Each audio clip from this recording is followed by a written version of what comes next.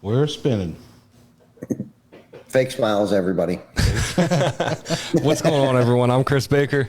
And I'm Ty Backer. Welcome to episode 126 of Behind the Tool Belt, TC Backer Construction.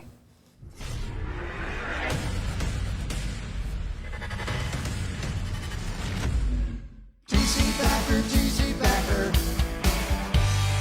Roofing, siding, windows, gutters, solar. Roofing, siding, windows, gutters, solar. TC Backer. TC Backer.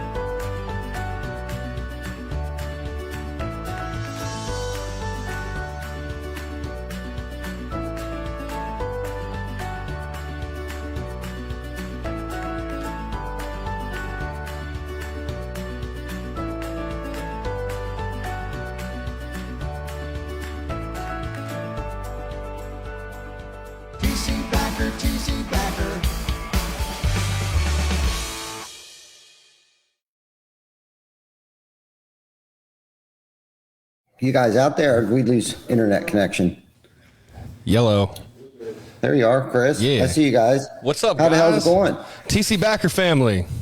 What is up, man? We got all kinds of peeps up in here, man. All kinds What's of up, peeps. We got Chris Hofstra from Lead Scout joining us. Our proud sponsor. That's right. Appreciate you coming in, man. I just want to shout out a couple of the TC Backer family members here that I see. I mean, we got a lot of people in here right now. Chris Markey, David KX, Brittany Butler, Mike Brown, Victor Yori, and all the other peeps that I can't see because I know that does not cover all the people that I see that are in here. So I appreciate everyone. Hopefully everyone is enjoying the lovely weather this week. I hope you're enjoying yourself up there in Michigan, Chris, and Ty in Delaware. We got everyone remote today. Me and Vic are holding the studio down by ourselves today. But the show goes on, man. Tyler Richards, Janice Shearer, what's up, guys? Thank you guys for joining. How are you guys doing, man? Ty and Chris, how you guys doing? I'm good doing now. Fantastic. Yeah, better now. How about that? Yeah, so, a lot better been now. down here for a few days now, getting ready to rock and roll tomorrow. Got a meeting.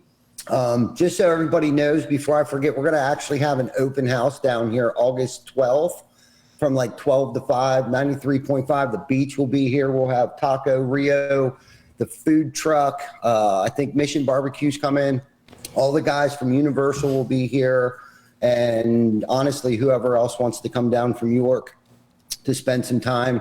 We're expecting anywhere from 100 to 200 people here at our open house. So we're really excited about that. So we kind of did a little proactive things today to try to get ready for that, along with the meeting that we have tomorrow. I don't want to get into too much detail on that, but we got a pretty significant meeting for tomorrow, and I'm super excited about that. So Jim and myself and Mike and Jamie actually was down here helping work a recent storm that's come through.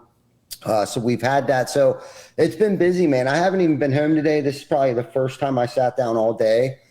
But I'm still pretty jacked. I'm probably about 12 Red Bulls into it. So my man. Proud sponsor. If they're not a sponsor, Vic, make sure they become a sponsor because they probably should at this point in time. What flavor is that, Ty? Tropical. Tropical. Is that your go-to? Yes. And Peach. as you can see, I'm double fisting it here. Peach. Yeah. So I like I'm pretty it. wound up. I think but we got to do crazy all- shit to be sponsored by Red Bull, man. We're going to have to pull some crazy shit out. Yeah, we would. We got to I'd give up jump my out of an airplane or something stupid. Sorry about that. But yeah, episode 126, man. Chris Hofstra. So what's up, man? When's your birthday? Tomorrow? You were going to ask that. I knew you were going to ask that. Yeah. My 38th full trip around the sun is Whoa. tomorrow. Wow. Happy Start birthday, the 39th. man. Thanks. Yeah, that's awesome, man. That's awesome. Yeah, one more stuff. trip, and then I start that 40th one. Yeah, it's crazy. Yeah, what do you got planned, man? Around the universe. Anything fun? When you got an 8-year-old, a 6-year-old, a 3-year-old, and a wife that, man, bless her heart, needs a break, you can't really take a lot of too many days for yourself. So, I get to do things like this, and when I'm at work during the day, I have a lot of Chris time. Customer time is Chris time in many ways. Yeah. I like what I do. But, tomorrow I'll just be hanging out with the family. That's awesome, man. That's awesome. That sounds like a great fucking out. birthday to me, dude. Yeah, absolutely. To be honest with you. Yeah. Those are the peeps you want to spend it with. I mean, we all spend so much time at work away from our families. I don't know about you guys, but any free time that I get, man, I don't really want to ditch them and leave them behind. I'd much rather spend it with them. Yep. Yeah, I can definitely agree with that, man. Amazing how you start to realize that as you get older, right? Right. It's how important those relationships are, especially, not to take this show sober, but it's a reality, right? Like what we saw yesterday, right? Mm-hmm. As a father of a second grader and a kindergartner, man, like I feel you, it just Chris. broke my heart. Absolutely, man. I can't even read or watch about the shit, man. It's gut wrenching, the shit, the stuff that people are doing in this world these days, man. It's like me and Britt were talking just this afternoon, and it's like, dude, people are literally losing their minds. Just up here in our school district, Ty, I don't know if you heard about this or not. Did you get the email that happened at Dover today? No, I did not. Apparently 3 kids reported that a child at the middle school had a gun in their backpack. So, really? Yeah. And I didn't find this out until 4:00, and this happened at 10:30 this morning. Like, what? Yeah, that's not good, man. I didn't hear anything about that. Unfortunately, being down here, not that I've shut myself off to the rest of the world, but to be honest with you, dude, I bet I've seen Jana this entire time, probably 3 hours total. And that's about an hour a day. And that's right before, I go to bed, take a shower real quick. We lay in bed and I'm crashed out. We're kind of on a mission right now. All of us are on a mission right now. And I know, Chris, you're on a mission too right now. It's when the sun's out, you got to bail hay, man. And, the momentum that I know that you guys have, and I know that the TC Backer family has right now is, definitely moving forward. And, speaking of which, why don't you tell us some of the cool things that you guys got going on right now, man? I'm totally interested and totally intrigued by some of the things that I'm hearing through the grapevine about what you guys are doing. Yeah. So what's up? Yeah, thanks, Ty. Thanks for asking. Well, it's been a journey. We got started with this whole build software to help contractors generate leads back in 2019. Is when we released the product, and it's been a journey. So much of it is just learning as you go. You have certain things certain experiences and know-how that you can take with you. But so much of this is just learned on the street, school of hard knocks. And for us, that was, giving a tool to a contractor and seeing them succeed, seeing them fail. Unfortunately, we saw a lot of failures in those first few years, but you got to learn from those things. And I think we've done a good job of learning from those. And most recently, we launched a new platform. We call it Notes to Neighbors. So we're really excited about this idea of how can we help contractors create really I say culture, that's an overused word, I know, but create a culture of when you sell a job, what are you doing to make yourself known in that neighborhood? And one of the things that we heard from, pretty much anybody we'd ask, and I think if I asked you guys, you'd probably say, yeah, we've been there, maybe still are. And that is when you earn the trust of a homeowner and they sign your agreement and they want you to do some work on their, one of their largest treasured investments, their home. What are you doing to make sure their neighbors know who you are? Right. And if I ask that to contractors, typically what they say is, we put a yard sign up, and on a good day, Chris, the sales manager or the salesperson or the project manager will, knock a few doors on a good day. But other than that, we just put a yard, sign the yard. What else do you want us to do? And, I thought that was a great opportunity for us to use software, to use some of the marketing tools that are out there. In our case, it's conventional marketing, right? It's print, which a lot of people think, who does print these days, but actually it's kind of coming back. There's just so much digital out there that print can kind of cut through. But it's not so much just the print itself, it's how you use it, right? So if you're sending letters, think about the old school guys, if you're sending a letter to a neighbor, letting them know where you're working, right, what you're doing, that's impactful, right? So essentially we just have created a tool, some software that allows a contractor to just, all they have to do is tell us where their install is, where they're working, and we identify 20 prospects around that install, and we just start sending those neighbors notes, letting them know who's working, where they're working. And really, I think the most exciting thing in this, it's taken time for us to really realize this, because as much as I'd like to say to everybody, like, hey, you sign up for the program, you let us do the work, and leads just start rolling in. The reality is, like, you guys are the hero in any lead generation story. Right. I mean, newsflash, there's no magic potion. And if there is, please tell me, because I would love to, put Lead Scout on it and give it to my contractors. But the reality is giving direction and empowerment to a contractor and saying, look, you're the hero in this story. Here's a simple way. It's still got to be simple. Don't get me wrong. It can't be complicated. Here's a simple way for you to grow your business and generate leads, low-hanging fruit, right? And so that's kind of what we're excited about, is giving the contractors the ability to say, listen, I'm putting a yard sign up, sure. I've got some trucks wrapped, sure. On a good day, my guys are knocking doors, sure. But what if we knew that the nearest 20 homes were receiving letters from us? What would that do to our sales team? What would that do to our motivation to say, no, we should probably get out there and introduce ourselves? And from there, guys, that's where we get to go beyond that and talk about strategy. What do you say, right? What's that whole approach? And that's kind of what I think we're most excited about. So really using software to create really good habits, because we know the market's going to soften. Mm-hmm. Eventually it's going to soften. So the guys that are developing those strategies are going to be ahead when that happens. Yeah, I love it, man. I love it. And like one of the things that I think it's going to help do is when the time comes and you go to knock the neighbor's door, you're not going to be a stranger, right, Ty? You won't be a stranger, just some random salesman knocking on your door. And all you exterior contractors that are watching this either now or watching this on the replay, don't get it twisted. This is not one of those things that you get in your inbox 20 times a day. Hey, I got these guaranteed leads for sale. Can your company handle 20 more leads? This isn't one of those stupid gimmicks. You still got to put the work in.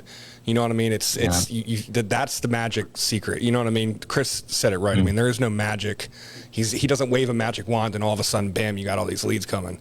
But it does generate more touch points, right? Because I mean, from a marketing standpoint, there's so many touch points that have to happen on your company, and you as a salesman, there's so many touch points to get yourself out there before you're actually even recognized. Yep. Yeah, absolutely. For sure. So Chris, explain to us exactly how this works. Like if a contractor wanted to use this. Yeah. Well, so, I mean, just to reiterate what I said before, I mean, when a contractor signs up for our program, they're essentially signing up to allow us to create for them these letters, these notes, okay? The mail that goes to the neighbors. Once they've done that, and when I say allow us, it's like, hand us your logo. If you got some images that you like, a team photo, maybe, bunch of smiling faces, right? It's important to highlight the team aspect of any business, whether it's you and another person or you and 35 others. That's it. We put together the campaign, right? We put together all the routing in terms of the phone number and the QR code. And your only job as a contractor is to just tell us where the next job is, right? Tell us the neighborhood that you think has got some meat left on the bone. If there's meat left on the bone, let's let those folks know that you're in the neighborhood, you're working at this address. By the way, these mailings, these letters that we send out, they actually have the address of the job site. And this is easy stuff when we're talking about looking up data, applying it to some software and running a play, right? We're able to just say, hey, tell me the nearest 20 homeowners. I'll send you a contractor. I'll give you that list of homeowners by name, and I'll start sending a mail for the next 4 weeks while you're preparing for that install, and hopefully giving your guys marching orders to say, listen, if you're going to spend 20 minutes out of your day prospecting, here's a great place to start. And this is key because, Chris, you just said it, touch points. Mm-hmm. If you tell somebody, hey, we need 7 touch points, I need you to go out and start canvassing, these words like canvassing, door knocking, I need you to go start prospecting. As a salesperson, I'm going, geez Louise, where do I start? Right. Like, I hope I start in the right place if I even start. The cool thing about this is it's like we just essentially provide them, and there's no really credit to us other than you've told us where your job is. So I'm just going to tell you who owns the homes around that job. And I'm going to give you a really low hanging fruit, right? Achievable. I say low hanging fruit. I mean, achievable goal, right? I didn't ask you to go knock 100 doors. Right. I asked you to go say hello to the nearest 20 neighbors. In fact, I kind of, I help our contractors cheat a little bit. I said, don't make them do 20, tell them to do 10. Mm-hmm. Think about it. You did a couple jobs a week and you made a commitment to knocking 10 out of the 20 homes that are already receiving 4 touch points from you. What would that do?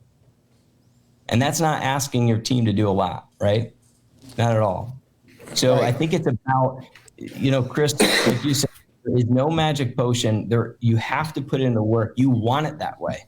Right. I know we all want magic potion, but let's be honest. If there's a magic potion, then how are you going to be any different? You're going to be different because you're going to outwork the other guy. The question is how much am I asking you, or is somebody asking you to outwork? And that's where we can kind of use strategies and technology to say, you have to put in the work, but we're going to be really efficient in how we put in the work, right? We're not going to say go knock 100 doors to start. We're going to say knock 10. Mm-hmm. That's efficiency, right? And so you put in the work, you will see results, right? Yeah. Yeah. I like the fact that it sounds like it's a set it and forget it. The only thing that the contractor or ourselves have to do is give you an address.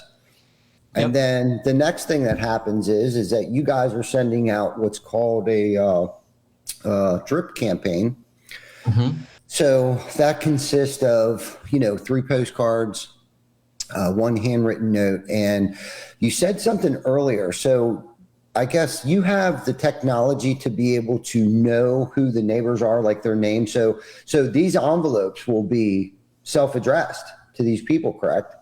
Mm-hmm. Yep. Wow. So essentially what we're doing, Ty, is we're just identifying the nearest owner-occupied addresses, right? And we're just scrubbing a database to figure out what those addresses are and who owns the home. And it's not perfect. It's high 90 percentile, right? 98, 99 percentile accuracy. Right. But, I wanted to, not to change course a little bit, but, for those that are listening that are not on the contracting side, because you probably have some homeowners listening, right? Mm-hmm. Or shoot, we're all, most of us probably are homeowners. Mm-hmm. So from a homeowner perspective, let's think about it from their perspective. So your neighbor is having some concrete work done, or roof or windows or siding. Sure, you see the sign, right? But you're doing your thing, right? You see the sign and we all know that signs are great. We get leads off those. But the reality is the neighbors want to know, right? The neighbors want to know who their neighbor just hired to do a job. Mm-hmm. Whether they need new windows today or not, they want to know. And oftentimes, just think about how many times we've all asked ourselves that, like, man, hey honey, do we know anybody that could do a concrete patio? Or do we know anybody that does roofs? I've seen the trucks around, but like, that's the funny thing is we all know the roofers. We see them, but we don't really know them. So when it comes time to need that service, we're kind of left going, well, didn't the Joneses have roof done? We should ask them who they used. So all we're doing is creating that momentum in the neighborhood, both for the contractor's benefit, of course, because they're the ones hiring us to implement the service. But it's also great for the homeowners because they're not just getting one reminder or one, indication that TC Backer is in the neighborhood. They're getting multiple, and you need multiple because people. One of the misconceptions or things that we miss in marketing is we think people are paying attention more than they are. I mean, if people were paying attention as much as we think they are in marketing, we'd all be gazillionaires, but they're not, right? So we have to stay, that's why we say multiple touches. We have to continue to stay in front of them. So from a mailing, for anybody listening that does any type of mail, if you've ever sent a single mailer campaign, I don't care if you've sent it to 100 homes or 10,000, don't do that again, right? Make sure that you're hitting them multiple times. You have to, because those first couple touches kind of create a sense of identity for your logo, for your brand, for what it is that you're trying to communicate. It's not till you get down to those third, fourth, fifth touches that it starts to actually resonate and create a connection that's memorable. Yeah, I like it, man. And I want to chime in here real quick because one of the things that I love about you guys, being a homeowner, okay, when I go get the mail, and if you guys can chime in on this or anyone comment in the comments, if this is how you guys roll too, okay? When I go down and I get the mail, if I have, whatever propaganda from other exterior contractors that send me stuff in the mail, little, flip side things that aren't personalized. It's just to current resident or whatever. That's going in the big green bin before I even make it in my house, right? What I love about you guys' stuff is it's personalized, so it makes it in my house. You know what I mean? Something that comes from you guys, I don't necessarily know what exactly is in that envelope. You know what I mean? So with it being handwritten, you don't know if this is, someone took the time to write it. So obviously I'm going to take it in and I'm going to open it. That's the biggest thing with mailing campaigns is actually getting it in the house, getting it past the green bin when you're walking in with the mail. Do you guys do the same thing? Keep, cycle through, grab the bills, the important shit, all the other stuff goes in the fucking trash before you go out or before you go inside. So that's really key there on how you guys are able to get your stuff in the house. And that's why we do multiple drips, Chris. Right. It's because perfect, that first one, it's almost like we subliminally know that it's marketing or advertising, and so we don't even give it a second look. But if I send you another piece similar to that, you're more likely to go, so wait a second, a double take. Maybe it's just a double take that second time. And then the third time, right? So just for everybody listening, we send 3 jumbo postcards. It's kind of like quick billboards, right? I don't want to make you have to work for it. I just want to show you TC Backer Construction right away. Boom, right? And on that thing, right on the front is the address where we're working. So what my idea or our idea is that you notice Shiloh Point. That's the street I live on, Shiloh Point. If I pull a piece of mail out that looks like advertising, right? It looks like another renewal by Anderson, right? And love those guys, but I get literally a piece probably a week. Immediately I know what this is, but if they actually had an address of a job site, because they always tell me they're in the neighborhood. I know they're not. But if they actually had a job site address, I'd look at it again. And that's the idea. I just want you to look at it one more time. Right. And by that 4th drip, kind of the tactics of what we do, that 4th drip, to your point, Chris, is a brown envelope hand addressed to you. Yes. And that's the one. That's the one, man. That's the one that's going in the house. You're bringing that in the house. Right. And when you open it, you're going to go, I've been getting stuff about this Shiloh Point job. Yeah. Maybe you'll, walk the dog and go check it out. You know what I mean? Exactly. See exactly what got done over there. That's a really good point. Yeah. We had a really good question a little bit ago, and I didn't want to cut off what we were going on. John Deason wrote in here. that he lives in a small town and it's hard to advertise without stepping on someone's toes. How can he go about that?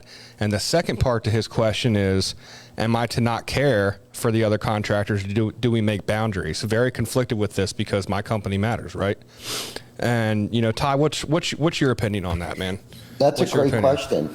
I mean, it really is a great question. And I mean, I could be quite frank. I'm going to try to sugarcoat this a little bit, but you know, it's okay. So we're down here at our Delaware location, and we've done work down here for over a decade, but only from a distance. And we haven't marketed as much as we are now. Okay. So we're getting a lot of riff from the local contractors that they think they own the market down here. They think they're grandfathered in. I even heard that today, like supposedly we're not even supposed to put our yard signs in because this guy is supposedly the only one that can put yard signs in that he's grandfathered in, which I've never heard of such a thing. Okay. So I can tell you this, most contractors believe that it's a dog eat dog world. Okay. And the sky's the limit. And if you want to sit on your thumb and not promote your business, I think you're losing out. I think other contractors aren't going to worry so much about putting a yard sign, what you may think your location is, or do direct mail, or, I mean, there's all kinds of ways to be able to market yourself. And unfortunately, you're going to have haters. Okay. I can't worry about what haters think of me because then I'm distracted. My only competition is myself. Okay. And what they do, and I believe this wholeheartedly, I believe what everybody does is good. Okay. But what we're striving for is to be great. And then the next step above that is to be the greatest. Okay. Cause I can't just settle for being okay. You know, the enemy of great is good. Okay. And I'm very aggressive. Like we're in a market up in Harrisburg as well, Harrisburg, Pennsylvania. And those guys up there, they can't stand us because we market more than they do. Maybe they don't have the budget. Maybe they don't know how to market. And maybe that's really what the question is. Maybe he's asking and he doesn't know it. Like, how do I market basically on a budget? Mm-hmm. Okay. And honestly, like down here in Delaware, we're putting yard signs out. We're going to do some radio ads. We're going to do a couple different little things. If it pisses people off, then it's working. Right. You know what I'm saying? Yeah. If they don't know who we are, if our competition or our clients don't know who we are, then we're not doing enough. Right. Yep. You know, I could talk about this all day long. If I laid in bed worried about what our competition would be, I wouldn't be able to feed you guys. Right. Right. And I mean, let's face it, man. You know, everyone's trying to provide for their families, right? There's enough work for everyone to go around. And as long as, John, speaking directly to you, man, as long as you're not playing dirty tactics, then I don't think that you have anything to worry about. If you're selling the value of your company and what you can do for your homeowner, then you should be able to put your head on the pillow. And if someone else doesn't land that job and they're mad about it, they have themselves to blame for that because they didn't sell the value of their company well enough. Right, you know what I mean? Y'all probably using the same materials, going to do the same job, and you might even do it the exact same way. But what makes you different from your competition? What makes them different from you? Can they sell that or can't they sell that? Plain and simple. Yep. You know, that's not for you to worry about, man. If you're doing the right thing, then I wouldn't really worry about it. That's my personal opinion. Believe that they'd be better off working with you. Right. Yeah, and whatever that thing is, I can't tell you that because I don't, you know what I mean? I don't know you, but whatever that is, if you don't know what that is, figure what that is. You know what I mean? Figure that out and sell the shit out of that. And if your competition gets mad, then they need to figure their thing out and figure out what makes them valuable. You know what I mean? You know, they're the ones with the problem, not you. Absolutely. You know, I wouldn't let anyone, direct anything that we're trying to do. If someone's upset because we're marketing or we're putting yard signs out or we're doing direct mail, then they're the ones with the problem, not me. You know, and what's cool about that is that I know Headspace is cheap then. I know they're thinking about me. You know, and they're not really thinking about what they're supposed to be thinking about, and that's their own business. Yes. Because what you're doing is none of their business. Right. You know, we got into this originally to in order to support our family. And I mean, at the bottom line, at the end of the day, that's the bottom line. This is how we feed our family. Fuck them. Yes. And I'll say it again, fuck them. The best advice my father ever gave me was, and Vic, you can probably quote this for me. Are you live here, Vic? I certainly am. All right, tell our viewers the words of wisdom my father gave me. He's given you a lot over the years, but I think the biggest one that I can remember is do the job right the first time, basically. Yeah, that's one of them. He said, a job worth doing is worth doing right the first time. Yep. But what I was going to say was, I said it a little bit, and I think Vic was a little afraid to say it. He said, fuck them, kid. Fuck them all. I can say that. Fuck them all. Yeah. So that was the best advice, because whenever I'm struggling with something, whether it be, should I step on somebody's toes? One of our clients, not that I go out purposely and step on people's toes, but like down here, if I was worried about what the local yokels down here were going to think about me, dude, we wouldn't be where we're at today. Right. You know what I mean? And any time I've ever struggled with anything in my life, it usually has to do with fear of what people might think of me, fear of what the results might be, fear of failure. And what goes through my head is exactly what my dad said. He said, fuck them all, kid. Hey, can I add something to this real quick? Absolutely, man. Okay, so I've been thinking about a couple of things as you guys been talking about this, and Ty, you and I talk about this a lot, and Chris too. You know, we're not in this to play by the rules. You know, this is not a baseball game. This isn't who's going to score the most in 9 innings. This is a long-term thing. We're in it for the long term. Mm-hmm. And you know, it's infinite for us. You know, we play by our own rules. And we do that for a reason, because we have the ability. Not only do we have the ability to do that, but there's not a person that works for TC Backer Construction that doesn't come in on a daily basis and have the why.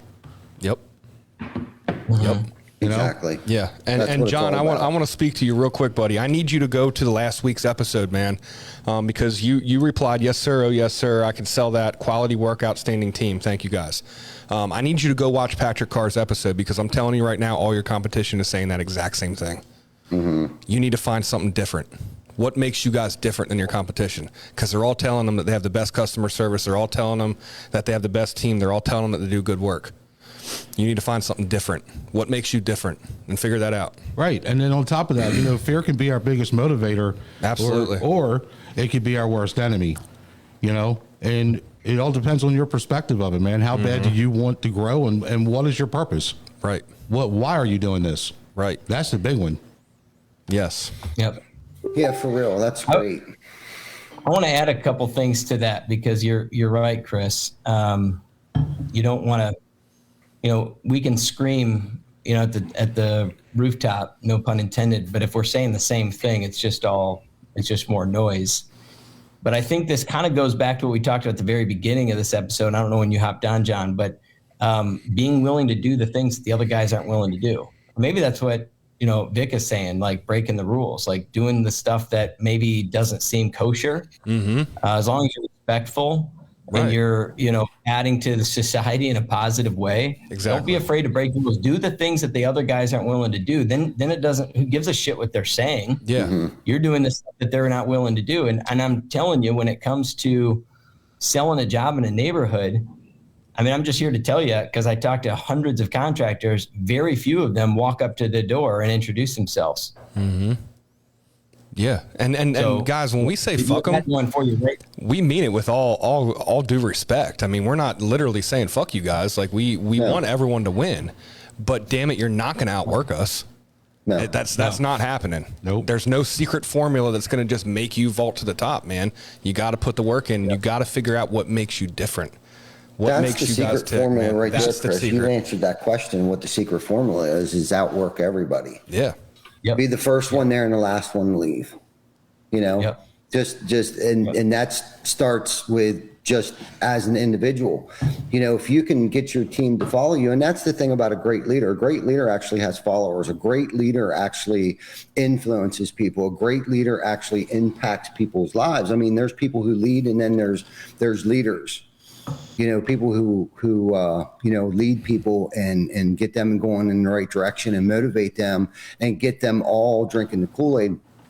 I heard something cool the other day, and I'm just going to say it real quick because somebody said something and they were like, shit, they're not drinking the Kool-Aid, man. They're drinking the water because it's good for everybody. You know what I mean? And that's what it's about right there. We're not drinking the fucking Kool-Aid, baby. We're drinking the water because it's good for everybody.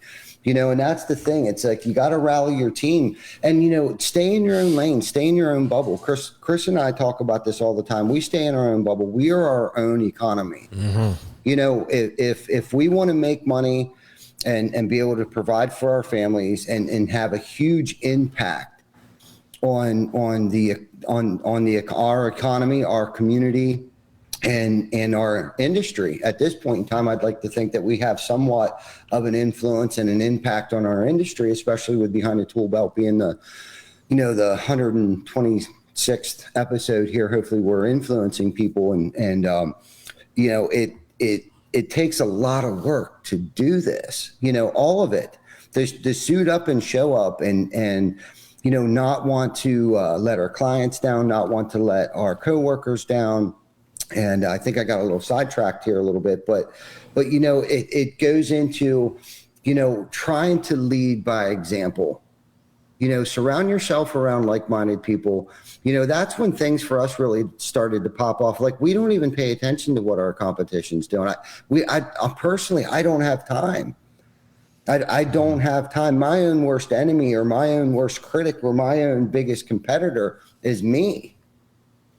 I'm trying to outdo myself, 1%, at least 1% better than what I was yesterday. And that's the bottom line, and unfortunately who suffers in that is Jana and the kids. You guys were talking about spending time with your families and stuff like that earlier, but you know what, that's the sacrifice she's willing to make for us. We got the grandbaby. They just came down today. By the way, it's Chris Mancheese's birthday. Happy birthday, man, Cheese. Yeah, so him and he's his like 22 now or something. Today, and big shout out to Chris Mancheese. He manages our landscape and lawn service over on the Horizon side. So big shout out to him, man. He's one of the hardest working motherfuckers that I know. And again, we're surrounding ourselves around the right people. Having them man. In the and I can't say enough about that. I can't preach enough about good leadership and having people, around you and not worrying about what other people have to think about you. That's the worst place to be at in your head. You mind if I want to share some tactical advice? Do it. I appreciate you guys, giving me a platform to share Lead Scout. And of course, if there are any contractors listening, we'd love to chat with you and see if it's a good fit for you. And I know it would be. Mm-hmm. But regardless, if you sign up for Lead Scout,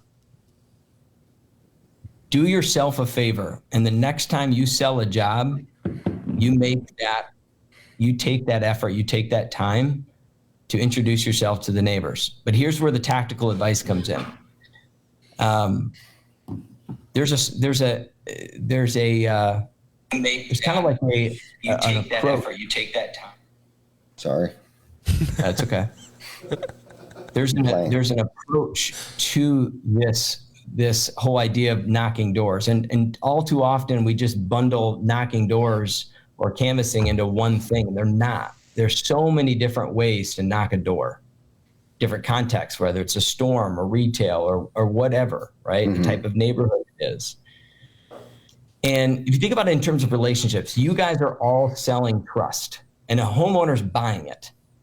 So do you think that you just get trust with like one cup of coffee, right? You build relationships over time, right? You get to know each other over time. So we have to think about sales in that perspective. And so one of the things that we coach and train our users to do is when you get into a neighborhood, and this, John, I'm gonna keep picking on you, this goes into outworking the other guys.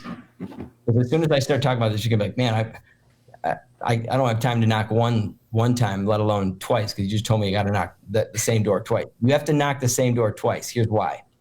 The first time you go out there, you're just telling them who you are, where you're working, and that you want to leave the neighborhood better than you found it. So if you see any equipment parked where it shouldn't be, right? If you see debris where it shouldn't be, I want to leave this neighborhood better than I found it. Here's my card. I want you to be able to get a hold of me. And that's it. I'm not here to sell you anything, because that's not how it works. I mean, sure, you can, you might get lucky here and there, but that first interaction is one of, I'm a human just like you. You can relate to me. You can trust me. Then when the job's over, go back out there again. And that's when you get to have an opportunity to sell, assuming they answer the door. That's when you have the opportunity to sell, because you're going to let them know, hey, we just wrapped up the job. The cleaning crew just finished up. So definitely let us know if you see any debris now, because we've cleaned it all up. Oh, by the way, I noticed a cracked pipe boot up there. You're probably wondering what a pipe boot is. Let me tell you, right? And then you start your conversation around granule lock. I noticed some granules on the sidewalk, right? That's your opportunity, because the first time you came by, you weren't trying to shove a free inspection or a new roof down their throat. You just wanted to let them know who you were and where you were working.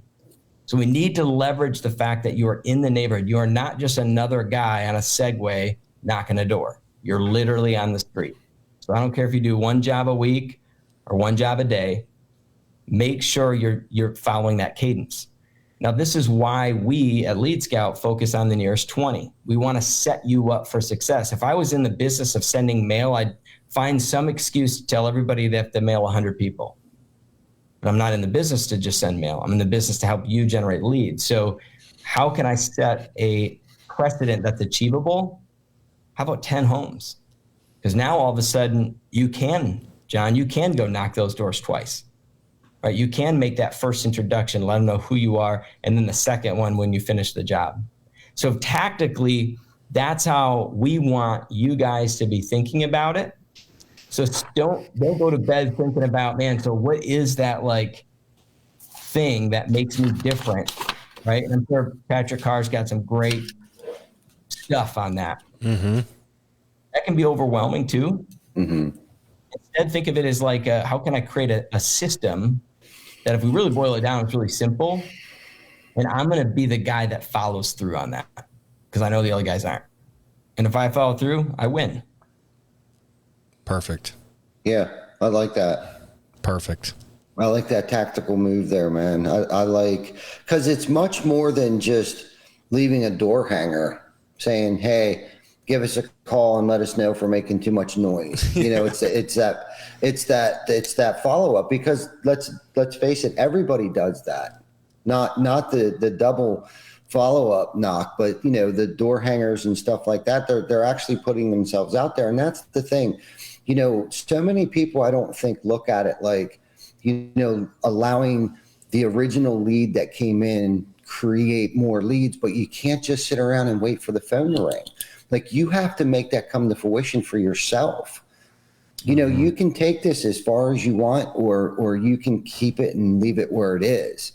I so love that, Chris, that, going out there and putting yourself out there. And that's exactly what I was thinking about when you were talking about, originally, those 20 neighbors, that's great. Let's all just sit around and wait for the phone to ring kind of mindset. But what are you doing with those 20 addresses? Is anybody doing anything with that? Is anyone getting off their dead ass and going out there and knocking these doors that has already received at least 2 postcards? Because now you're not a stranger.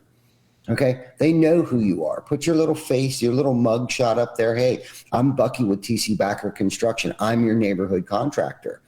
I'm here to service you. I noticed your roof was the same age as Jane Doe down the street here that we did about 2 weeks ago. And I see that you're suffering from the same issues that she was. Would you be interested in me giving you an estimate on your house? A, she's going to say, get the hell off my porch. Okay, cool. Not to go back there again. Or B, she's going to say, I am, but not yet. Okay, well, that means then I need to come back for maybe the 3rd time. Or she's going to say, yeah, I am interested. You know what I mean? Those are your options. Those are the worst things that could possibly happen. You're either going to get the job or you're not going to get the job. That's it. You know, and I think a lot of people suffer from getting out of the comfort zone. Nobody wants to, because what happens is a lot of companies, and I know we suffer from it too, as well, is that we create lead babies. They'll sit around and they wait for that phone to ring, and they're not willing to go out there and you know, the company gives you one, bring back two. You know, because that's free. Go out and knock a door. That's free. Get off your dead ass and do something and make some shit come to fruition. Yep. One last thing, Ty, I got to throw out there. Do it. Tell your customer what you're doing this. People want to help people. So, and if you implement a strategy like this, tell your customer, hey, as part of the process, just want you to know we're going to be sending some letters around to the neighborhood, letting them know, because we want to make sure that they know we're going to be courteous, right? We're in their neighborhood too. But in doing that, we'd love any neighbors that you're close with. I'd love an introduction, right? Don't be afraid to ask for that. And you can ask for that because you're saying, from our perspective, from Lead Scout perspective, because you're actually doing something. You're sending letters to those neighborhoods. You're going to tell the customer that you're doing that. And in doing that, you're kind of opening that door a little bit to say, so by the way, I'd love an introduction if you know anybody. Mm-hmm. So don't be afraid to ask the customer about those neighbors. And especially if you've identified a home that like seriously has an issue, right? Take down that address, tell that to the customer. Do you know who lives at 1918 Adams Street? I just couldn't help but notice what they had got going on. Oh yeah, that's Annalie and Daniel. I could get you a connection with them. Oh, fantastic. That'd be awesome. I'm going to be sending them some letters anyway, so they'll kind of know who I am, but that would be awesome. Right. Yeah. No, that's another great aspect, and the thing that I try to be careful with is, they call it, or we call it, manipulative marketing. We try to be real careful of that, because I was just sitting here thinking, of giving incentives, because and I'm guilty of it too. I ran into, I noticed the roof was damaged, and I went up and I knocked on the door. I think this was last week sometime. It was in New York. And this lady out back, she lived in a different building. She said, hey, they're home. I said, if the owner lives here? And she said, no, he doesn't. And she gave me his name. And I was like, cool. So I gave her, I had a door hanger. And so I handed her the door hanger because I didn't want to give her my business card, because I didn't want her to, or him, the gentleman that owned the building, calling my personal cell phone just in case I dropped the ball, I didn't answer the phone or whatever. So I wanted them to call. But I did say to her, I was like, look, man, if you can get a hold of him, let him know that we were here. And, I would give her $100 referral. Like legitly, I would give her $100 bill, for just giving him our name and encouraging him to give us a call, because she said he also owned about 10 or 12 other properties. So it doesn't hurt. Like somebody, I think Aaron just said in here, to network and meet people and just get out there and meet people. We talked about a lot more things than just, hey, your landlord needs a roof on this other building out there. We were talking about all kinds of stuff. She knew some people that I knew because she saw my truck, and she said, hey, are you Ty with TC Backer? Like, she knew me. And I was like, yeah, I am. Nice to meet you. And she was like, oh, so so-and-so. I'm like, yeah. So we talked for a while, or else I wouldn't have felt probably comfortable enough to say, look, I'll give you $100 bill if you call him up and have him call us. But, those are things. Why not give her incentive to create, to her to be one of our biggest cheerleaders for us? Yep. So, and it came down to just a single knock on the door. And who knows what this could turn into, 10, maybe 12 other properties from the initial landlord. Yeah, man. Yeah, you never know. And if you don't get out and knock those doors, Chris, you mentioned, or Ty, you mentioned earlier, one of two things are going to happen. You're going to get the job or you're not going to get the job. If you don't knock the door, you're not getting the job. Right on. I mean plain and simple. That's a guarantee. Right? Yes, absolutely. Absolutely. You'll never make a shot you don't take. So. Yeah. Now, I know, Ty, you said what was it, the saying, a job worth doing well, or how does that go? doing A job. right the first time. So my great grandfather actually came up with it. It's a job worth doing right. And I added Got it. the first time Got at it. the end of it. But my dad used to drill that into my head because, when we were kids, my dad's a great carpenter, and I came from, not to cut you off, Chris, what were you going to say? Go for it.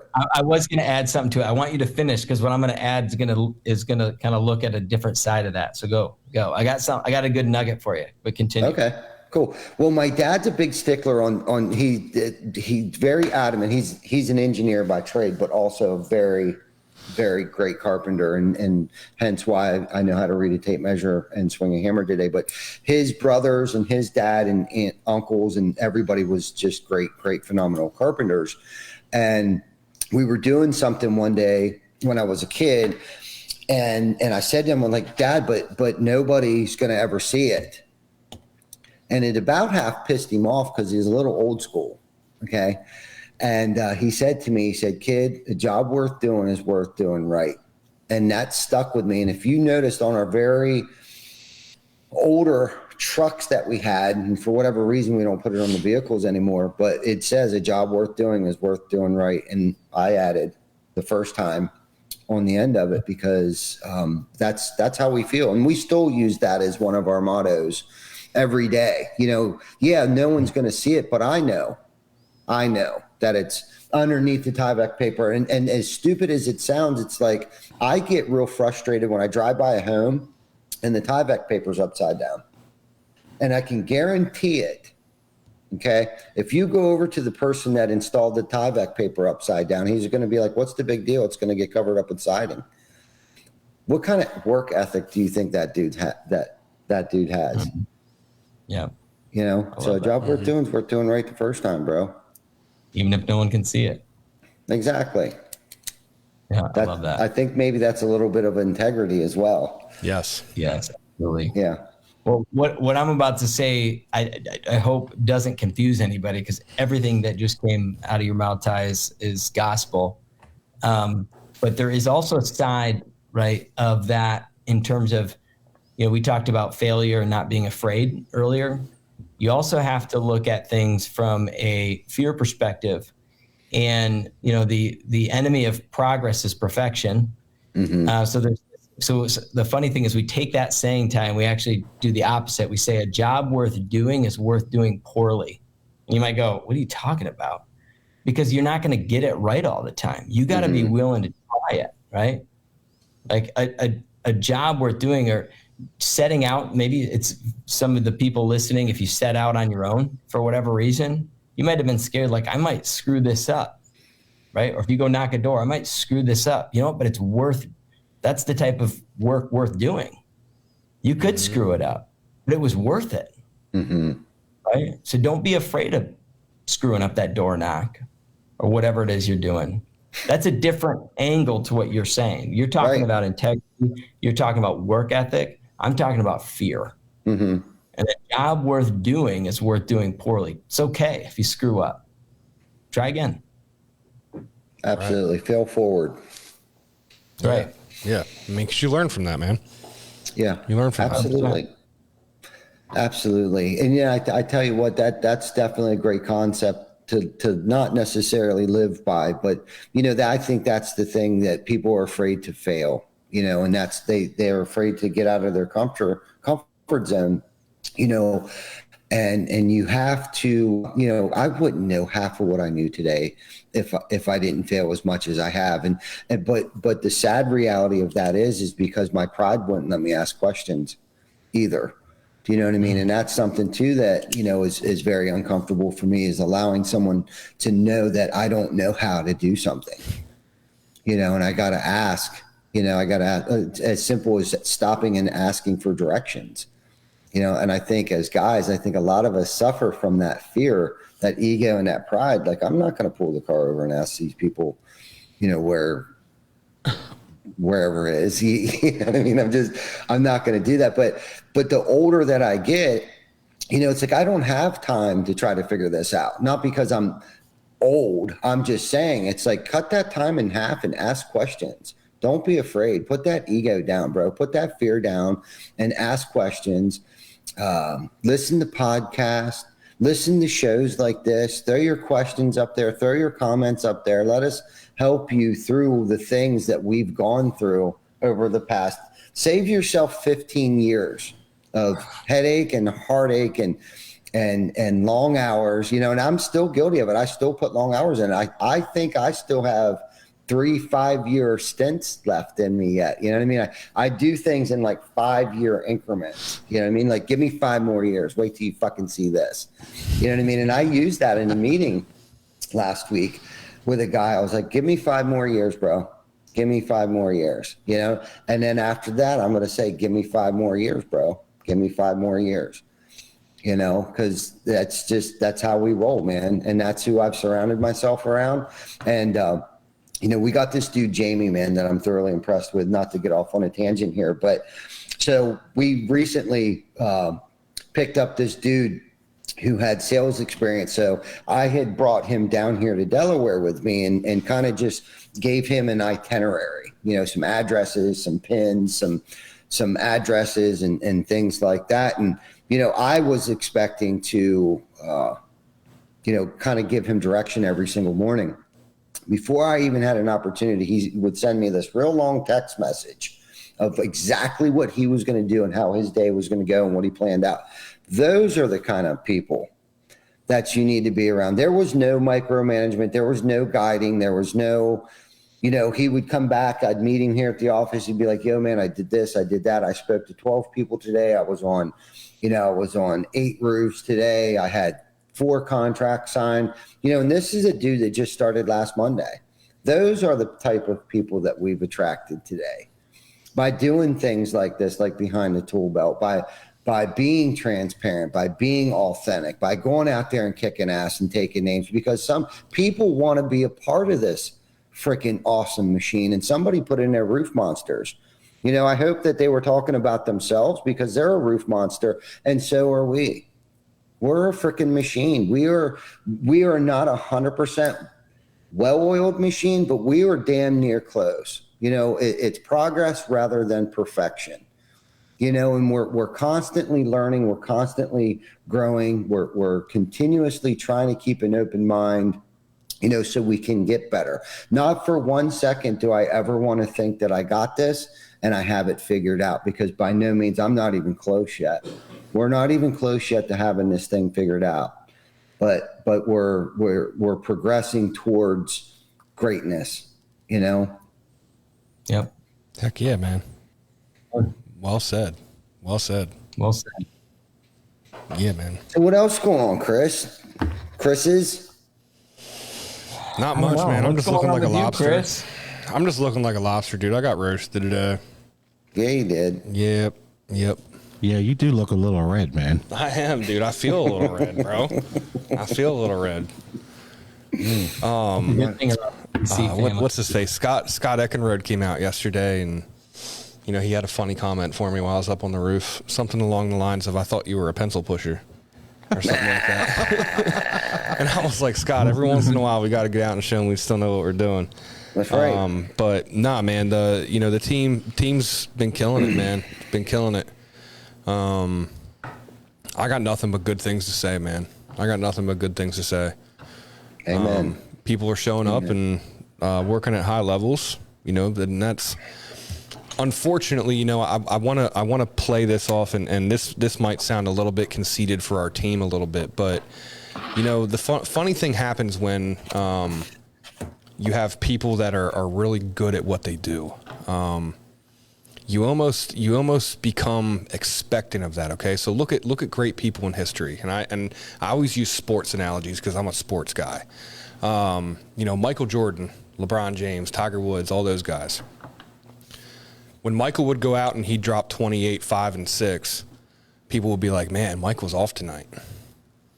You know what I mean? And it's like, those are great numbers for any mediocre player. You know what I mean? And it's like, just because he's that dude, you expect him to be that dude and just be this much higher than everyone else on every day. You know what I mean? So it's like, I'm just thankful that, we have such a great team, man, that guys come in and they perform at a high level all the time.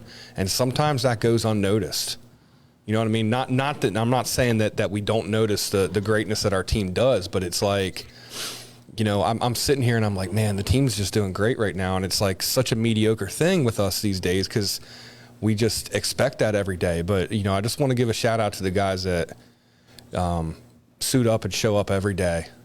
Come hell or high water, they show up, they stay late, they get the shit done. And that's all I really got to say. Right on, man. Yeah. I had a moment of gratitude this morning myself, Chris. I was on my way down here this morning, and I got overwhelmed with gratitude because of how grateful I am for you guys, in York and what you guys have built. You know what I mean? And I'll emphasize that you guys, the stuff, and I don't want to turn this into something because Chris Hofstra's here from Lead Scout. But anyhow, I had a moment I love it. of gratitude myself this morning. Now, man. All right. So why did you get in this space, bro? Let's turn this back around. How did you get in the roofing space? All of it, man.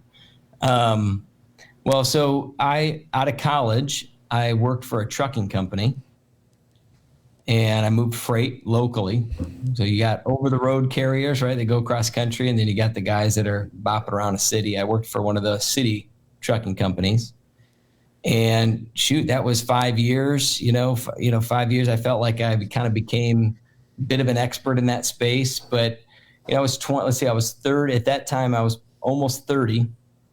And, it's kind of like I could do this on my own. So I left the company to start my own brokerage. Didn't work out right away. I kind of bopped around a couple other jobs and ended up starting my own brokerage. So I was basically a freight slinger, right? I didn't have any trucks. I just knew shippers, right? Companies that moved freight. And I knew trucks, I knew the carriers, and I would just broker freight all over the place and just take a little bit off the top. And that was all right. I had a partner with me, and, to make a long story short, we kind of, like in business, you sometimes you get lucky breaks and certain doors open. Obviously a lot of times doors close, but we had a door open and we got into e-commerce fulfillment. So we were actually taking freight off of containers that were coming over from China, that were coming into the Long Beach on the West Coast. And we found ourselves with 5,000 square foot of storage in Mission Viejo, California. So we realized we're making more money on this like cross-docking fulfillment stuff. We take freight, we start shipping it, small pack, all over the country. And so our business shifted. So this is kind of maybe a little bit of an example of how sometimes what you think you're getting into is not what you're going to do. And so the business model shifted. I'm here in Michigan.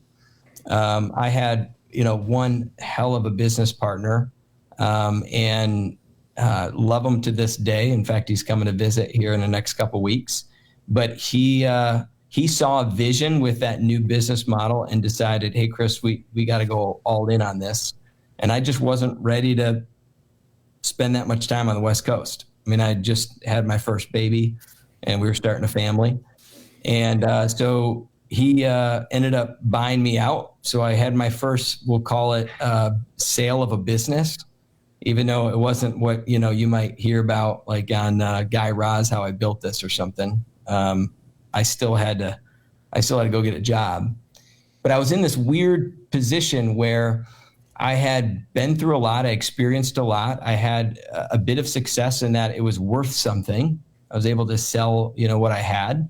And a buddy of mine that was in this space in residential remodeling said, hey, we're building this app to help contractors generate leads. And you've had success, growing a business from nothing. This app has no users yet. And no paying, at least, I think, at that time. And love it if what are you doing, right? Like, are you going to get back in the freight business, or are you looking for a new challenge? And I said, well, I guess I'm looking for a new challenge.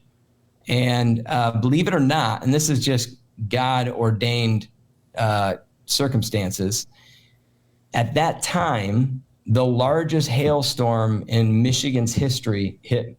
It was June of 2019. I'd officially sold my shares in my business, the freight business, in April. So in a matter of time, that was like started conversations with the Lead Scout guys, right? Joe, who's not on this call, Joe Salowitz, my partner. But the storm hit, and what better way to get my feet wet in this whole business of providing software, door knocking, lead generation than to go do what our customers, that our ideal customer is doing. So I went and knocked doors for 2 months down in the cereal capital of the world, Battle Creek, Michigan. Post cereal, General Mills. Just fun fact, based out of Battle Creek, Michigan. And I went and no, strength or talent of my own. I mean, it was huge hail and no one knew what the heck to do. And there was plenty to go around. There was, even if Battle Creek had twice as many roofing contractors as they had, they still wouldn't have been able to cover all the roofs, right? So we had guys coming from Texas and all over the place. And I was coming from Grand Rapids, 45 minutes away. So I started knocking doors. And to answer your question, Ty, I got into this because, I had a shift in my career path, right? I could have gotten right back into transportation and done what I had been doing for a decade. But this opportunity opened itself up, and with the help of some friends. And so I jumped in. I was willing to just jump in. A job worth doing is worth doing poorly. I didn't know what the heck I was doing. I didn't know how to sell software because I don't write software, right? I just help people find solutions, right? And that's what I do. And I believed in this solution. So that's kind of how I got into it. And that was 2019. It's 2022, almost halfway through 2022. And Lead Scout as a software company in the lead generation space has evolved tremendously. And what we talked about today with regard to, notes to neighbors, that's what we're calling our platform, that was new as of this year. So, we're constantly trying to think of how can we create a service around software that enables contractors to do what they know they need to do, and that's leads. It's the lifeblood of every business is leads and labor. So we haven't figured out the labor thing yet. I don't know if we ever will. That's not my job right now. My job is to help the leads. And so, so that's how I find myself at Lead Scout. Awesome. That's good stuff, brother. Did you ever imagine yourself being where you're at today? Never. No. Never. My dad was a blue collar worker, worked at a printing press. My mom stayed home. Entrepreneurship, business ownership that was a foreign thing, right? I would say the reason I had that itch to go out on my own after 5 years was because, just the people I'd surrounded myself with. I got to see, there were young owners at the company I worked for. So I got to see guys that weren't much older than me build a team and have success, instill what they knew. And they were incredible mentors, learned. Truly, they're not listening, but if they were, the things that I learned from those guys early on, I still think about on a regular basis. So from your standpoint, Ty and Chris, you guys are raising the next generation of you. And, obviously you'll want them to stick around. You want the good ones to stick around, but they might not. And everybody has to understand that that's just a way of life. But how can we train them in a way that they can be successful wherever they go, right? Not to go on a tangent, but there's a saying, companies have really good training programs that give their employees all the secret sauce, right? Some people might say, why would you, especially when you're like a new hire, right? Why would you go and give all that information out? What if they leave? And here's the cool thing. What if they stayed and you didn't tell them? Yeah. Yeah. Right? You have to. Right. Yeah. Right? What if they stayed and you didn't tell them? So I think, kind of going back, I was I was kind of, nature of nurture. I was nurtured into this type of approach to business and vocation. And once I got a taste of it, I was like, I'm never going back. I think God has blessed me with certain gifts, and I can use those to do this. He's also given me a lot of weaknesses, which is exactly what you need to understand and know as a leader, so that you can bring that team around you to help you. So, yeah, man. I mean, I never would have thought I'd be sitting here today, leading a team along with my partners. I have 2 partners today, leading a team and building a company that's doing really great things. Mm-hmm. That's awesome. I agree. So if somebody wanted to use your services, how would they get in touch with you? Yeah, they'd go to the website, leadscoutapp.com. Leadscoutapp.com. And leadscoutapp.com. Put that and on there. You can schedule a demo. You'll probably talk to me, believe it or not. Still an owner-operator over here. But yeah, go to the website, check it out. There's tons of information. Schedule a demo. You can sign up, and we'll kind of show you everything there is to know. Love it. And hopefully learn from you. Because make no mistake, a lot of the things we share and preach is just recycled. Yeah, I mean, it's just sure. It's just stuff that we're hearing from the people listening, from contractors. It's literally just a recycled information, trying to take bits and parts, the good stuff, bring them together, and then recycle it. Absolutely. I agree 100%, man. Through failure and listening and trying to pay attention and reading and studying, like you said, I recycle basically, I take what I need and I leave the rest, and I modify it at times too, and get it to work for how I need it to work. But man, this has been such a great episode. I think I've learned more about you tonight than I have in all of our conversations that we've had over, I'd say probably the past 12 months. Because in case if anyone listening didn't know this, we use Lead Scout. We get great freaking results from it. So if anybody out there has any doubt about direct mail, listen, I listened to 2 calls today that came in, and that's the thing. That's one of many cool things about it. I don't think we didn't even scratch the surface on how cool this thing really was, man. I apologize for that. So we'll definitely have to get you guys, you and Joe, to come back on sometime here real soon in the near future. And plus, I know you guys will be at RoofCon as well. So we'll collaborate down there and get together down there, and we'll try to plug you wherever we can, whenever we can, man. And we appreciate everything that you guys do for us. I don't know if you guys hear that enough, but it's because of the relationships and the networking that we've done with people, especially people like you, Chris, that make us as awesome as we are today, and to be able to cater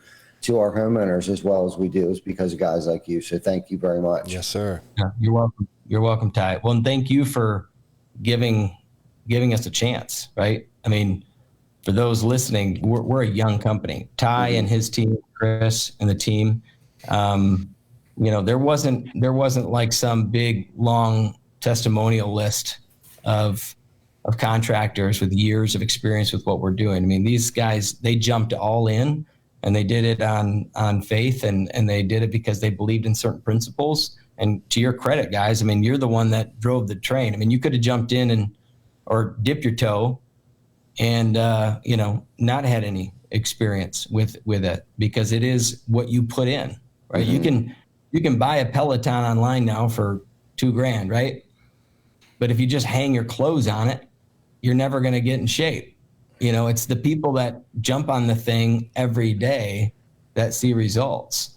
Yeah, I do have a Peloton, so I was going to say, sounds like you're speaking from experience. Yeah, but seriously, like if back to the magic potion, there is no magic potion. So find tools, find vendors, partners that are aligned with your values, that you believe, that you trust, just like your homeowner trusts you, that you trust is out to help you, right? That is creating value in the organization to help you. And then when you find that, you're the hero if they're successful. You're going to make that. Ty makes us look good, right? Because you guys work hard. I mean, if you didn't work hard, you're not going to get any leads. Yeah, it works both ways. Works both ways, man. You make us look good. Yeah, Ty's not a dip his toe in the pool kind of guy, man. If you haven't realized that in the last 12 months, he doesn't just dip a toe in on anything he does. So that's what we love about him. So yeah, man, it's been a great episode. It's been a great episode. I'm excited to meet you face to face at RoofCon, Chris, for sure, man. Chop it up with I you hope guys. I see you before then. That's like November, right? Yeah, but that's soon, dude. That's right. pretty soon. I mean, I don't know about you guys, but this year has flown by so far. It's almost June. Yeah. Yeah, I can't stand it. Crazy. I went fishing once. I think that was back in April. Rocket and I went out, and it was so cold and windy. So we should make a date where both Chris's here come down to Delaware, and we can get on the boat and do some flounder fishing. I'm with it, man. I'm listening.